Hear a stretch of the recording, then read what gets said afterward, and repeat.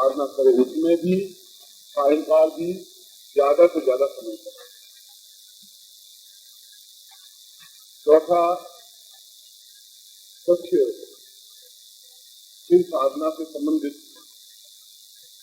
यह है कि वह निरंतर भगवान शिव से संबंधित मंत्र जाप करता रहे।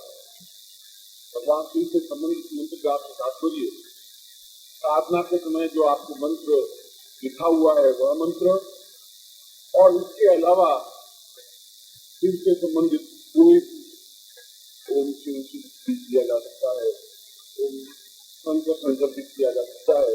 किसी प्रकार के शिव से संबंधित तथ्य उल्लेख उसके होने चाहिए, मुख में, शब्दों में, विचारों में, भावनाओं में।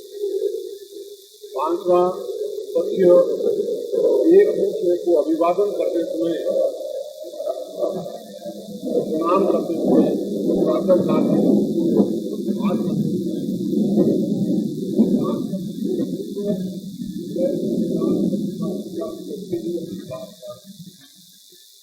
आप आगा करेंगे, इससे पहले जो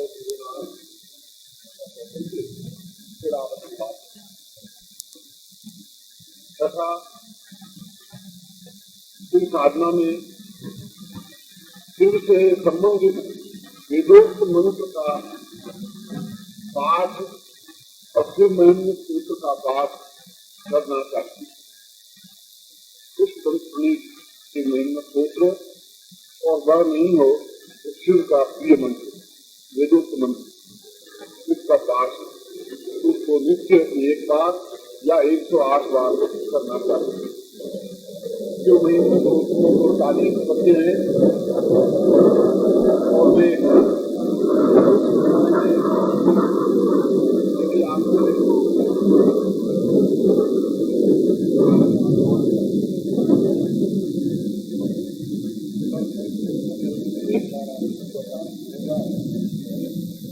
यदि आपको एक बार या 108 बार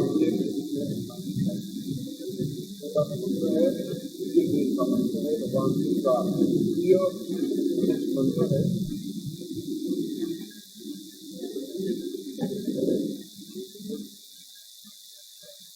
ये सूत्र और ये मंत्र आप पादुका में ओम नमः संभवाय मयो भवाय नमः शंकरा स्वराय नमः शिवाय स्वराय, ये मंत्र है। तो मैं बोलता हूँ आप इसमें ओम प्रतिगाना है, हाँ सबसे ऊपर पूरा श्रीवन निकाला था हमने।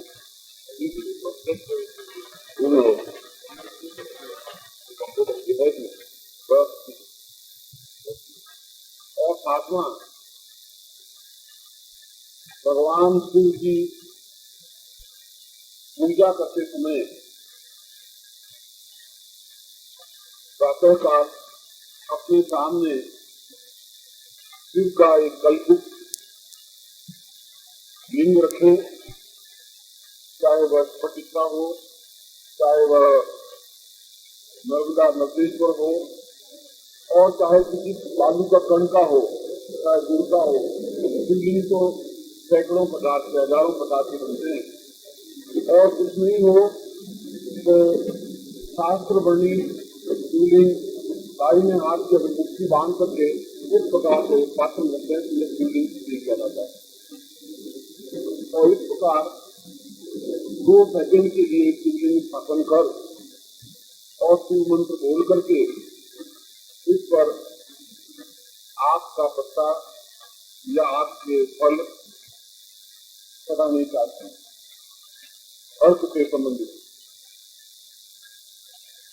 कुछ नहीं हो तो जल चढ़ाना चाहिए, कुछ नहीं हो तो मंत्र से ही उसके ऊपर योग पूजन करना चाहिए। मैं उन तत्वों का उल्लेख कर रहा हूँ जो कि साधना से संबंधित है। ये 7 तथ्य हैं जो प्रत्येक साधक को पालन करने चाहिए। प्रातः काल उठकर के ब्राह्म मुहूर्त में उसे स्नान मान करके और उसके बाद में भस्म लगा दे भस्म लगाने के बाद में अपने सामने शिवलिंग स्थापन कर दे और शिवलिंग स्थापन करने के बाद आप जल हो तो जल उसके ऊपर चढ़ा दे। धीरे धीरे जल चढ़ाते हुए ओम नमः शिवाय ओम नमः शिवाय ओम नमः शिवाय नमः शिवाय कहता हुआ, क्योंकि नमः शिवाय जब आप मंत्र उल्लेख करें तो पंचाक्षरी मंत्र है, उसमें ओम का उल्लेख करने की जरूरत नहीं, सिर्फ नमः शिवाय पर्याप्त है। ओम नमः शिवाय की जरूरत नहीं, नमः शिवाय कहता हुआ जल चढ़ाए और जल जो आपके नीचे कुर्बाना या जो पात्र है उसमें आ जाए, उस जल को अपनी आंखों को लगा करके और गंगा में जो जल है और पूरे शरीर पर जिससे शरीर अमृतमय हो सके, यह एक तरीका है इस सिस्टम में। उस तरीके से ही आप कार्य करेंगे तभी आपको सफलता मिलता है। तत्पश्चात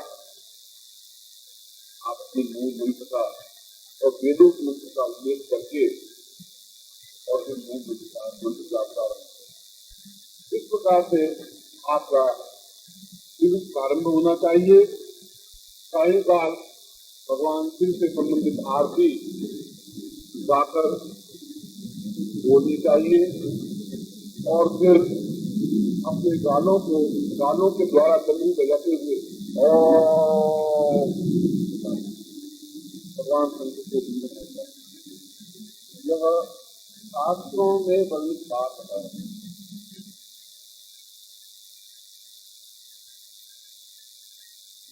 यह सायंकालीन आरती वाद्य डमरू वादन और भगवान के समापन करते हुए दिवस समाप्त करना।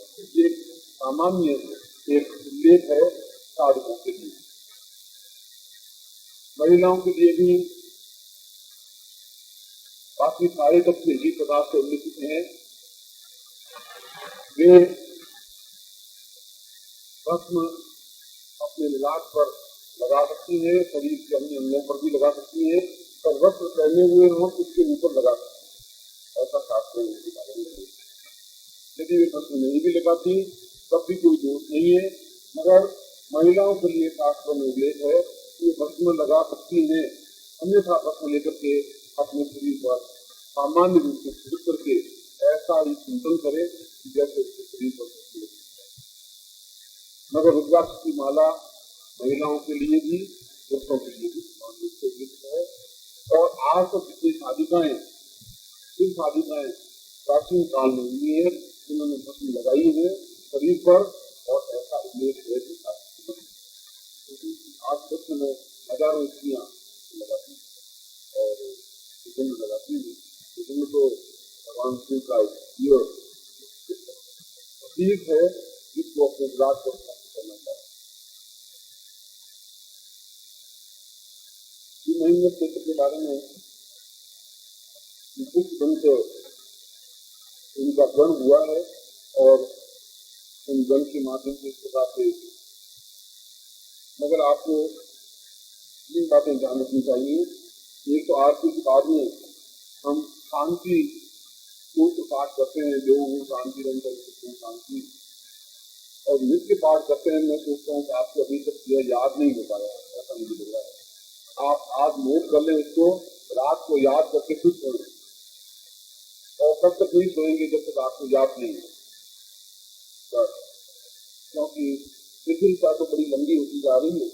इसलिए आप शांति मंत्र आप नोट कर लें और किसी प्रकार से अधिक जीवित में विचार करें उनकी कृपा से, वह भी आत्मा संविद्या में उससे संबंधित जो याद करनी चाहिए, कंठस्थ होनी चाहिए, क्योंकि विद्या वही की जाती है जो कंठ में हो, बाकी विद्या तो बाहर ढूंढने के समान, जो कंठस्थ है वही विद्या है, अन्य विद्या नहीं। यह साधना से पहले। दूसरी बात, इस दिन साधना में शिव से संबंधित कई प्रकार की साधनाएं हैं, मगर उसमें कुछ साधनाएं अत्यंत महत्वपूर्ण है। पहली साधना, मैं पहले 5 साधनाओं का उल्लेख कर रहा हूँ जो कि भगवान शिव से संबंधित अद्भुत साधनाएं हैं। पहली पुष्पदंत प्रणीत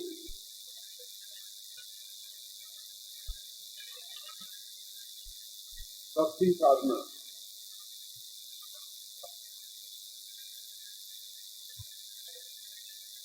दूसरी मार्कंडेय मुनि प्रणीत मृत्युंजय साधना।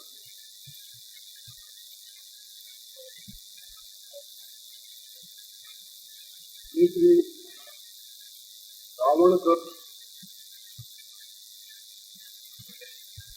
स्वर्णमयी साधना।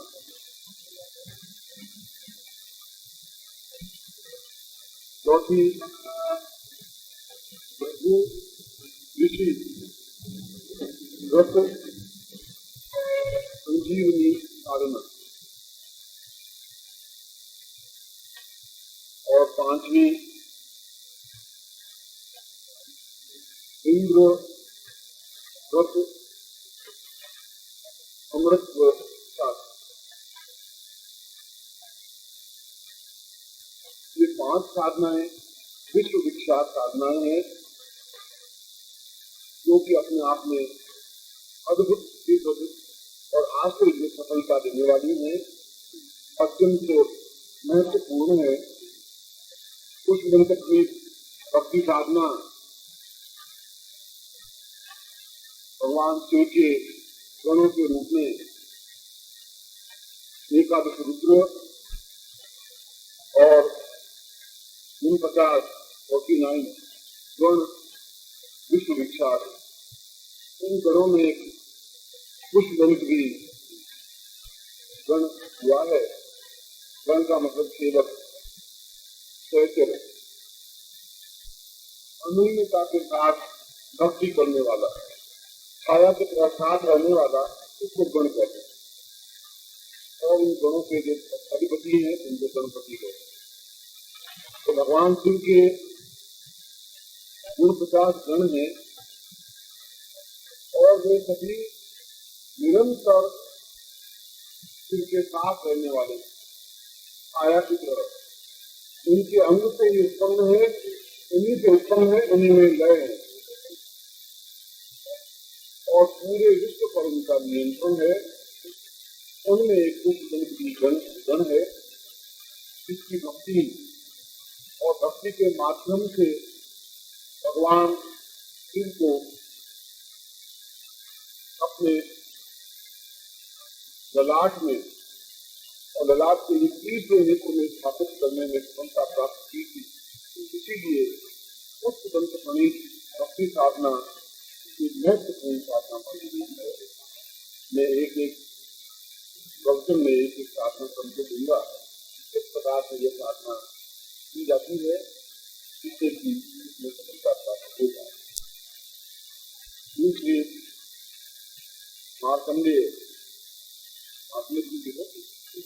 मार्कंडेय प्रणीत मृत्युंजय साधना।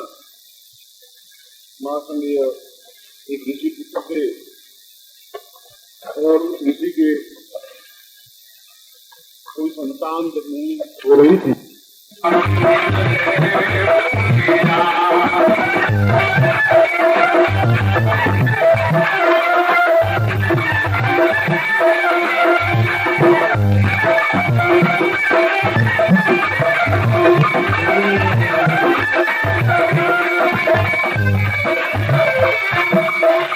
तो शंकर भगवान की बात सुनते पार्वती जी क्यों लगा कि ब्राह्मण महाराज कुछ विश्वास रखो।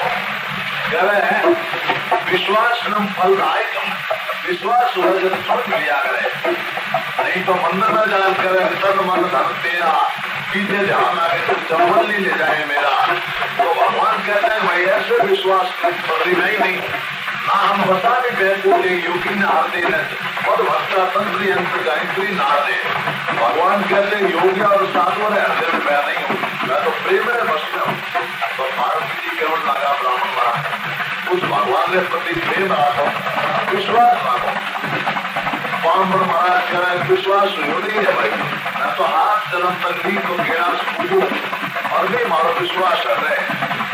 जिन टाइम में पार्वती जी कह रहे या शंकर भगवान है आप में कोई तकलीफ नहीं आप देवेला अगर 3 लोग ना तो घटघटनी बात जानने वाला है आप ब्राह्मण महाराज लगन और पत्रिका ले कैलाश में रवाना हो जावे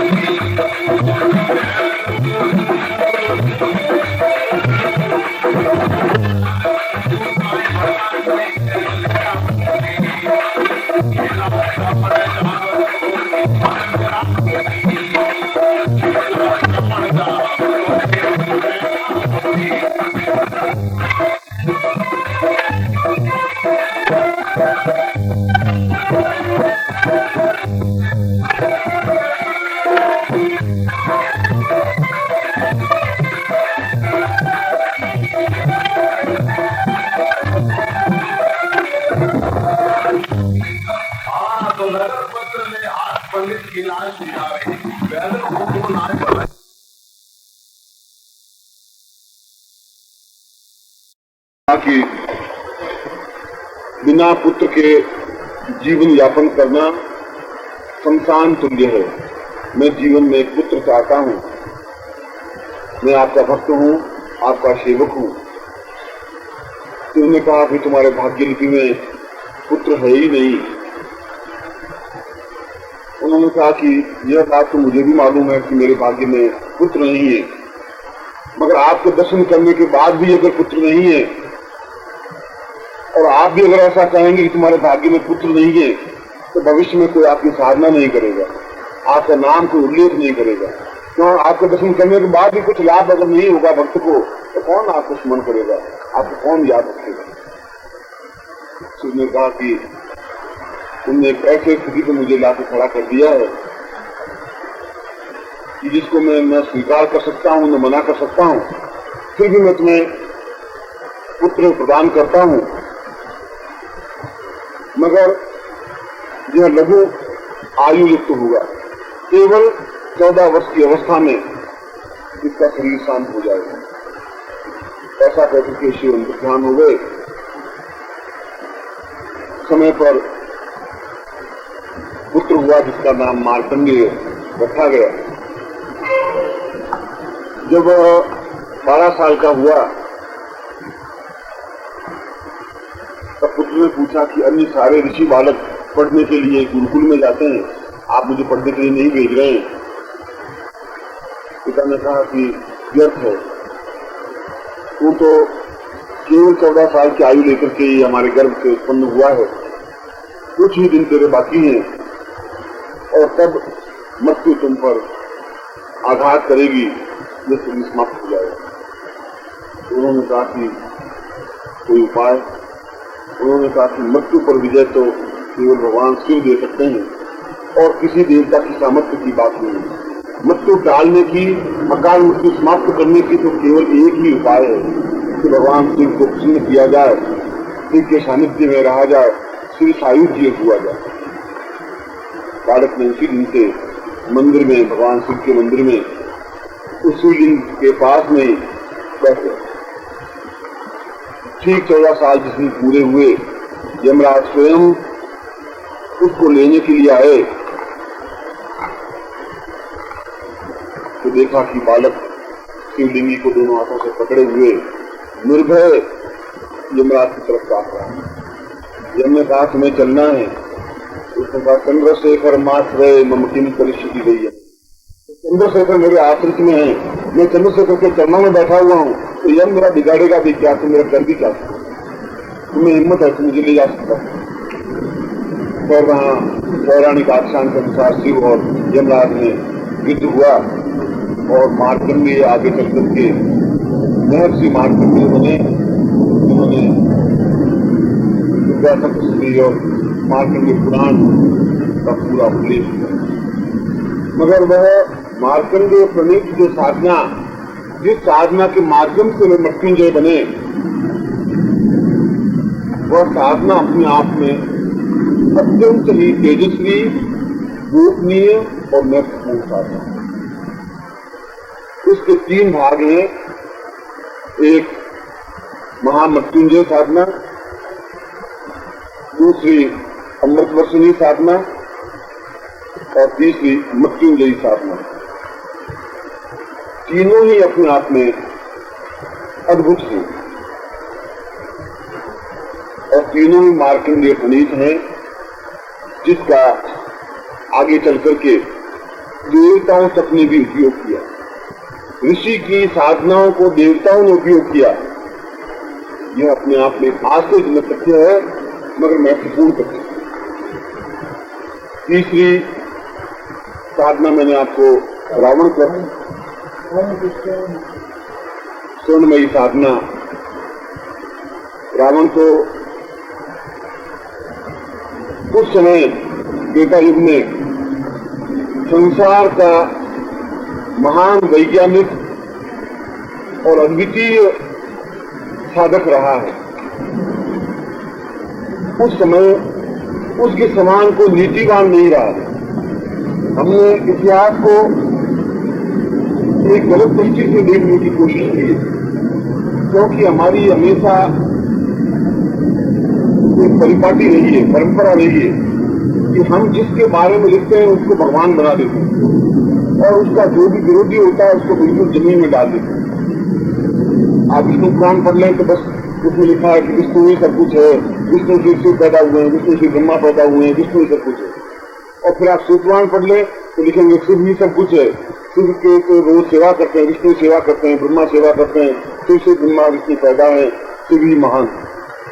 ब्रह्म पुराण पढ़ लें तो ब्रह्मा ही सब कुछ है। यह गलती हमारी नहीं है, ये तो वेद व्यास के समय से प्रारंभ हुई और यही गलती आगे तुलसीदास के समय में भी आई, क्योंकि तुलसीदास ने जो कुछ लिखा वह राम को अपने सामने रख करके लिखा और जहां पर भी राम के चरित्र में कहीं न्यूनता आती थी उन्होंने उसका उल्लेख ही नहीं किया। मैं भगवान राम को श्रद्धायुक्त स्मरण कर विनीत करके बात नहीं कह रहा हूं, मगर यदि आप देखें तो रावण ने कहीं पर भी अनीति नहीं की, बिल्कुल नीति युक्त चला और राम ने 50 जगह अनीति की। अगर हम बिल्कुल शुद्ध तार्किक इतिहास की दृष्टि से बात कर रहे हैं, भक्त की तरह से नहीं। अगर भक्त की तरह से चलेंगे तो फिर भगवान राम की जो गलती हो ही नहीं सकती, वो तो पूर्ण मर्यादा पुरुषोत्तम है। मगर आप दक्षिण में जाकर के कह दीजिए तो आपसे लड़ने के लिए तैयार हो जाएंगे, क्योंकि वे कहते हैं कि हम महर्षि रावण के संतान हैं। और सही अर्थों में एक छोटी सी घटना, उस समय स्वयंवर प्रणाली, स्वयंवर प्रथा एक सामान्य प्रथा थी। सीता का स्वयंवर हुआ था और उसमें स्त्री को, लड़की को अधिकार होता था कि वह किसी भी योग्य पुरुष को चयन कर ले, जिसके गले में भी जयमाला डालती वह उसका पति हो जाता। उसके लिए न माँ बाप कोई कुंडली मिलाते, न लड़के से पूछते और न लड़का लड़की से कोई बातचीत करता, ऐसा कहीं कुछ था ही नहीं।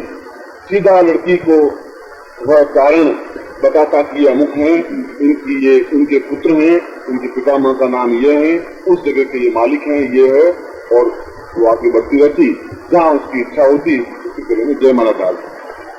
तो यह स्वयंवर प्रणाली, स्वयंवर अपने स्वयं अपनी इच्छा के अनुसार वर प्राप्त करना सामान्य परिपाटी थी। और यह भी सामान्य परिपाटी थी कि प्रत्येक लड़की को अपने पति के चयन करने का अधिकार था।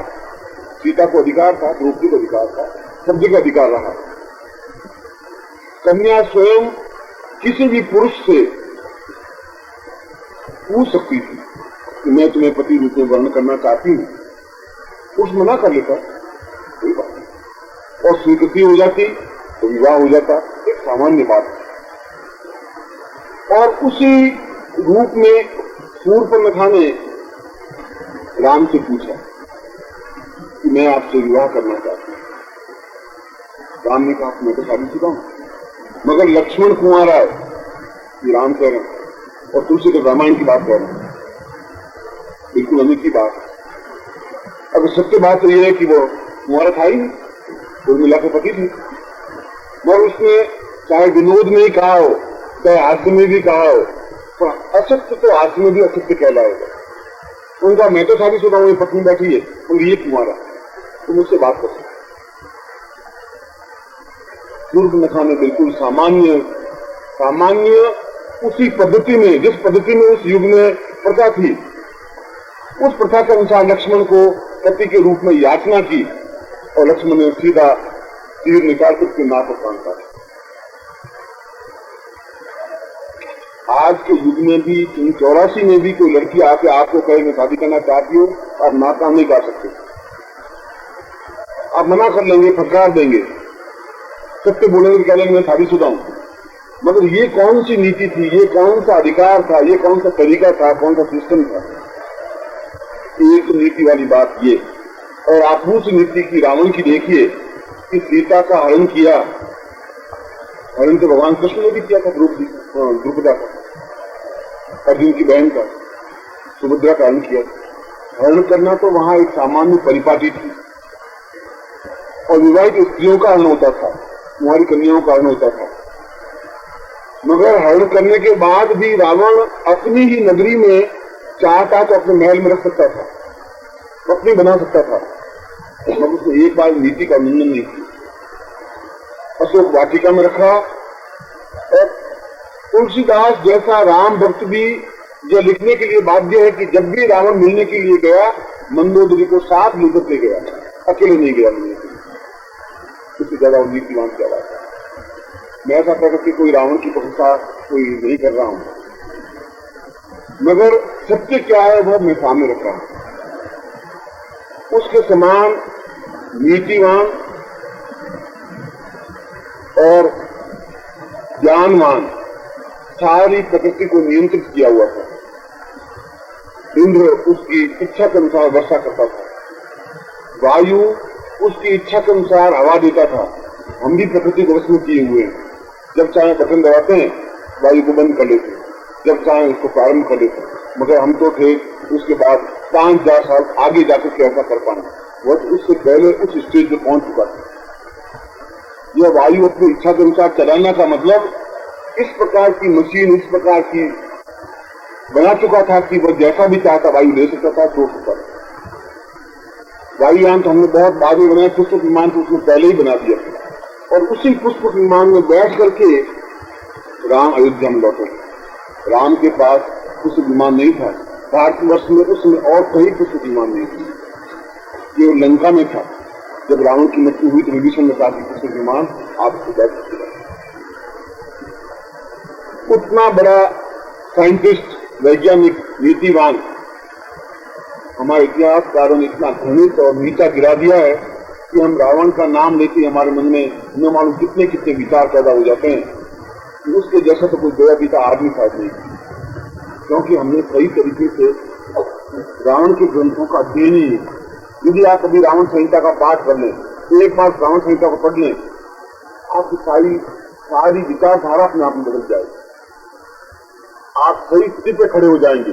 अभी तक तो आपने बस वो एक ही परिपाटी जो इतिहास की चली है कि चारणों में अगर किसी को शिवाजी की प्रशंसा की तो शिवाजी सूर्य है, शिवाजी चंद्रमा है, शिवाजी महान है, शिवाजी देवता है, शिवाजी इंद्र है, फिर और कुछ है ही नहीं बात। औरंगजेब की स्तुति की तो फिर औरंगजेब सब कुछ बन गया। हम तो उसी परिपाटी में चले।